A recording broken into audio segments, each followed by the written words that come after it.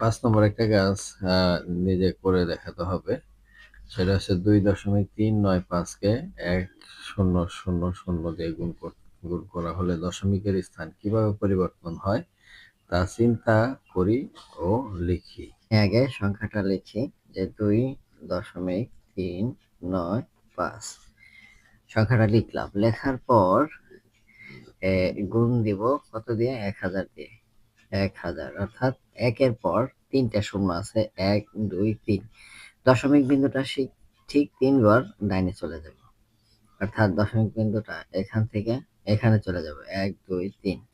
তাহলে আমাদের সংখ্যাটা কি হবে? ২, ৩, ৯, ৫। এখানে দশমিক বিন্দু, যদি দশমিক দিই তাহলে পরে শূন্য দিয়ে দিতে হবে। আর লাস্টে যেহেতু দশমিক পড়ছে, দশমিক না দিলেও সমস্যা নাই, আমরা ২, ৩, ৯, ৫ এটা দিলেও উত্তর হবে। এই অঙ্কটাকেই যদি আগের চিত্রের মতো প্রকাশ করি তাহলে এরকম হবে যে ২.৩৯৫। এই যে এক ঘর পর দশমিক আছে, তো আমরা ১০ দিয়ে যখন গুণ করব তখন এক ঘর দশমিক ডাইনে চলে যাবে, অর্থাৎ দশমিক বিন্দুটা এখানে চলে আসছে।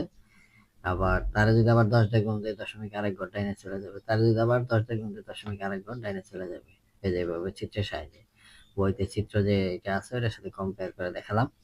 আর একবারে যদি আমরা ১,০০০ দ্বারা গুণ দিই, একবারে ৩ ঘর চলে যাবে, দশমিক একের পর ৩ ঘর, ৩টা শূন্য আছে, এই জন্য ৩ ঘর ডাইনে চলে যাব, ১, ২, ৩। তাহলে ৩ ঘর ডাইনে চলে গেলে কোথায় যায় দশমিক বিন্দুটা? এই যেখানে চলে আসছে। তাহলে ২.৩৯৫ আমি কিন্তু বইতে করে দেখাইছি যে দশমিক বিন্দুটা আসলে শেষে চলে যায়। শেষে দশমিক দিয়ে শূন্য দিলেও হবে, না দিলেও হবে।